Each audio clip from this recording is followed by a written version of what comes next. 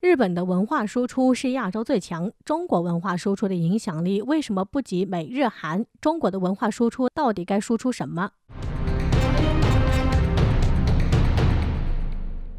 文化输出这个概念在近年来非常火，好像任何话题都可以与文化输出扯上关系。这主要原因是中国在过去的文化输出非常薄弱，也许文化输出不像坚船利炮一样让人畏惧，但其依然是非常致命的一种手段。2021年，中国大连市花60亿打造国内最大的日本风情街，在中国国内引起了激烈的讨论，这让文化输出与文化入侵再一次成为了辩论的对象。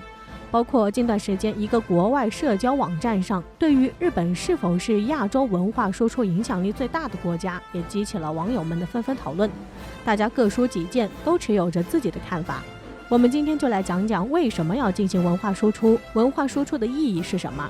对于外来国家的文化，我们是否要予以抵制？中国的文化输出现如今影响力如何？中国文化输出要输出的到底是什么？首先，日本是否是亚洲地区文化输出影响力最大的国家？答案是肯定的。提到动漫、武士、忍者，我们最先想到哪个国家？日本，并且动漫、武士、忍者在中国青少年、青年之间流传非常广泛。近年来非常火热的一个词儿“二次元”就是很好的佐证。但日本文化仅仅在中国青少年和青年之间流行吗？日本的特摄文化在中国6至12岁的小孩中也非常流行。前段时间有一个新闻，一个读4年级的小朋友拿父母的钱买了上万元的奥特曼卡牌。虽然作为成年人的我们可能并不理解，但不可否认的是，无论是二次元文化还是特摄文化，都已经在从6岁至20岁甚至30岁的中国人之间流行甚广。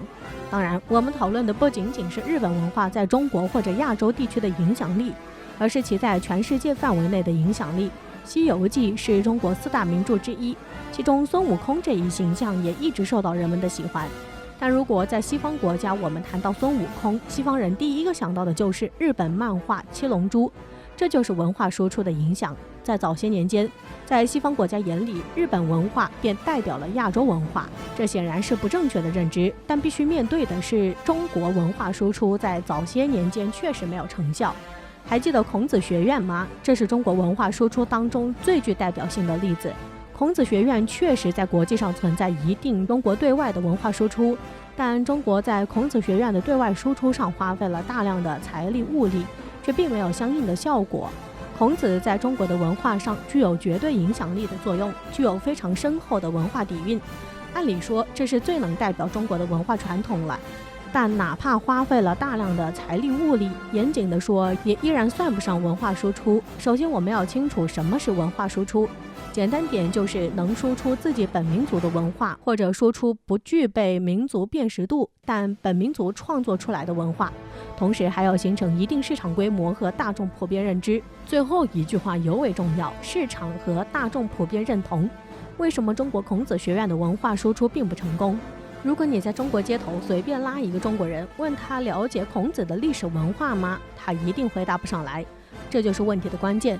如果一个文化连国家自身的人民都不了解，又怎么能得到外国的认可？得不到认可，又哪来的输出？当然，这里并不是认为孔子学院这一文化不好，相反，其是中国传统文化的核心。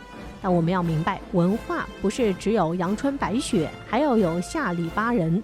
我们可以很容易地举出一个中国成功的文化输出例子：中国功夫。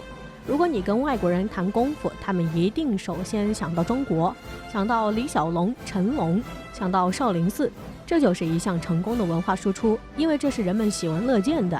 李小龙和成龙在外国有着极高的知名度，这很好地带动了中国功夫在世界上的输出，甚至近年来又有很多的外国人跑到中国来学习功夫。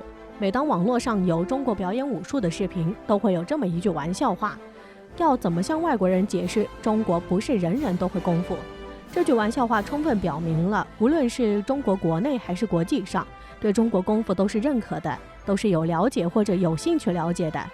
所以中国文化输出的是什么？我要先搞清楚，不是艺术价值高、文化底蕴深的文化越能够有效输出。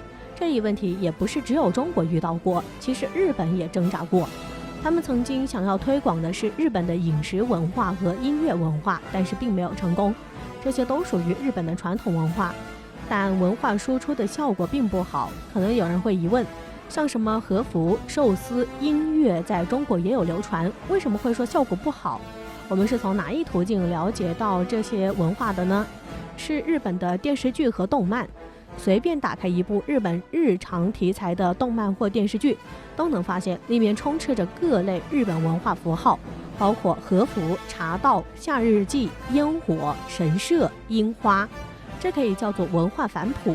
通过流行起来的日本文化，成功的将这些日本原来大力宣传的文化不留痕迹地表现出来，潜移默化地让世界认同，让人们感兴趣。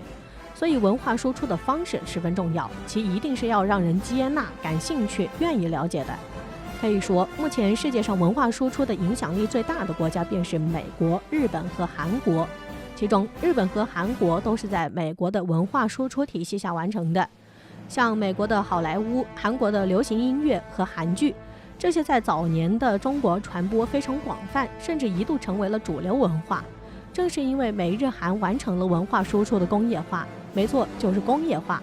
美国的好莱坞就是一个高度发达的工业化文化产物，韩国和日本属于中度，而中国目前正逐渐从初级工业化转变。文化输出中有一个理论，二杯子理论。一个国家的要向外进行文化输出，首先要注满自己国家的杯子。当你的文化连国民自身都不了解或不感兴趣，是无法向外扩展的。同时，文化输出的影响力也与国家生产总值有关。文化输出就像水一样，会从高向低流，会从 GDP 经济较为发达的国家流向欠发达国家。我们都是知道，在上世纪80、90年代，中国香港的许多文化在中国内陆流行，这就是因为当时香港的经济发达，成就了文化输出。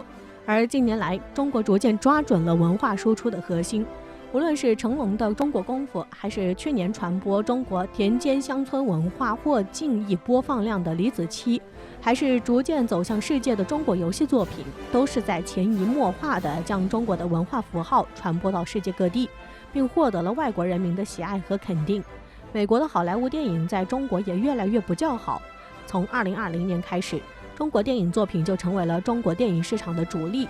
一改以往，所以虾里巴人的文化并不是不好的文化，阳春白雪的文化也并不一定就是好输出。中国需要孔子文化宣传吗？当然要，也必须要。但是不是可以换一种方式，在别的文化输出中，以另一种表现形式参与到输出的过程中，或许会有着更好的效果。